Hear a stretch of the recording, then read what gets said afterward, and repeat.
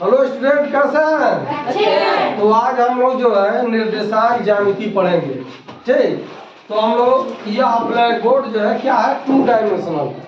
ठीक, इसमें क्या है, लंबाई है और चौड़ाई। जिसमें लंबाई और चौड़ाई हो उसको क्या कहते हैं, 2 डायमेंशनल कहते हैं। इस ब्लैक बोर्ड को अगर जो हम लोग क्या करें, ऐसे खींच दें एक रेखा, यह जो है वर्टिकल लाइन है। ठीक, तो यह बोर्ड को भागों में बढ़ गया, 2 भागों में। और एक लाइन अगर जो ऐसे हम लोग खींच देते हैं तो यह बोर्ड को भागों में बढ़ गया, 4 भागों में बढ़ गया। अब इसको हम लोग अगर जो x से डिनोट करते हैं और इसको x डैश से, तो अगर इस वाले भाग को हम लोग y से डिनोट करते हैं तो इस वाले भाग को क्या करेंगे, y डैश।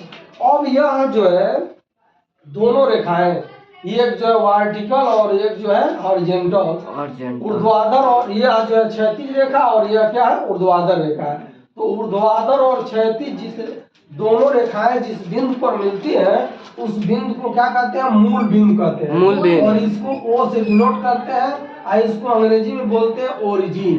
क्या बोलते हैं, ओरिजिन। और हिंदी में बोलते हैं मूल बिंदु। मूल बिंदु बोलते हैं। ठीक, तो इसका मूल बिंदु जो है वो है, इसका निर्देशांक जो क्या होता है, 0 0 होता है। क्या होता है, 0 0। अब यह जो x डैश है इसको हम लोग क्या कहते हैं, भुज कहते हैं। क्या कहते हैं, भुज कहते हैं। और जो y डैश है इसको क्या कहते हैं, कोट कहते हैं। क्या कहते हैं, कोट कहते हैं।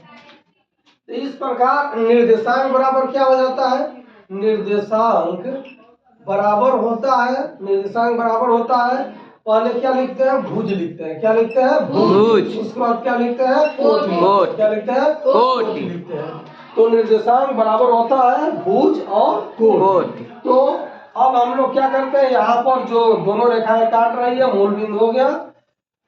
अब इस साइड में जाते हैं तो यह दूरी क्या होती है, धनात्मक होती है।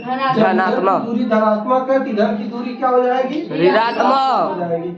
ऊपर की दूरी धनात्मक होती है तो नीचे की दूरी क्या हो जाएगी, ऋणात्मक हो जाएगी। अब यह 4 भागों में बट गया है, इसको बोलते हैं प्रथम चतुर्थांश। क्या बोलते हैं, प्रथम चतुर्थांश बोलते हैं। और इसको क्या बोलते हैं, द्वितीय चतुर्थांश बोलते हैं। इसको क्या बोलते हैं, तृतीय चतुर्थांश बोलते हैं। और इसको क्या बोलते हैं, चतुर्थ चतुर्थांश बोलते हैं। क्या बोलते हैं, चतुर्थ चतुर्थांश बोलते हैं। अब अगर इसका हम लोग चिन्ह प्राप्त करना चाहे, निर्देशांक में इसका चिन्ह क्या होता है, तो क्या हो जाएगा, निर्देशांक बराबर हो जाएगा भुज और कोट। यहाँ पर भुज क्या दिया हुआ है, प्लस दिया, प्लस। और कोट क्या दिया हुआ है, यह भी प्लस। इस प्रकार प्रथम चतुर्थांश का निर्देशांक चिन्ह हो गया प्लस। अब द्वितीय में आते हैं, इसका भुज क्या है, माइनस। कोट क्या है, प्लस। इसका निर्देशांक हो गया माइनस। अब तृतीय में आते हैं, इस पर भुज क्या दिया हुआ है, माइनस। कोट क्या दिया हुआ है, माइनस। तो तृतीय चतुर्थांश का चिन्ह हो जाता है माइनस। अब आते हैं चतुर्थ चतुर्थांश में, इसमें भुज क्या दिया हुआ है, प्लस। कोट क्या दिया हुआ है, माइनस दिया हुआ है। इस प्रकार चतुर्थ चतुर्थांश का निर्देशांक माइनस प्लस हो जाता है। अगर जिसमें कोई भी बिंदु दिया हो, जैसे मान लीजिए कि 4 और ऋण 5 दिया है, 4 और ऋण 5, तो यह बिंदु किस चतुर्थांश में आएगा। तो सबसे पहले चिन्ह देखेंगे, चिन्ह क्या है, प्लस और माइनस। तो किस में आ जाएगा, चतुर्थांश में। चतुर्थ चतुर्थांश में आ गया या तो चतुर्थ चतुर्थांश में आ गया तो x पर 4 अंक चलेंगे। मान लीजिए 1 2 3 4। फिर y पर कितना चलेंगे, 5। 1 2 3 4 5। अब इसका जो सिधाई आएगा इसी के सीधे में देखेंगे, जहाँ मिल रहा है यह बिंदु, यही बिंदु हो जाएगा 4 माइनस 5।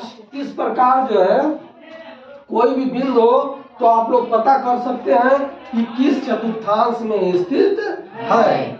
समझ में आ गया।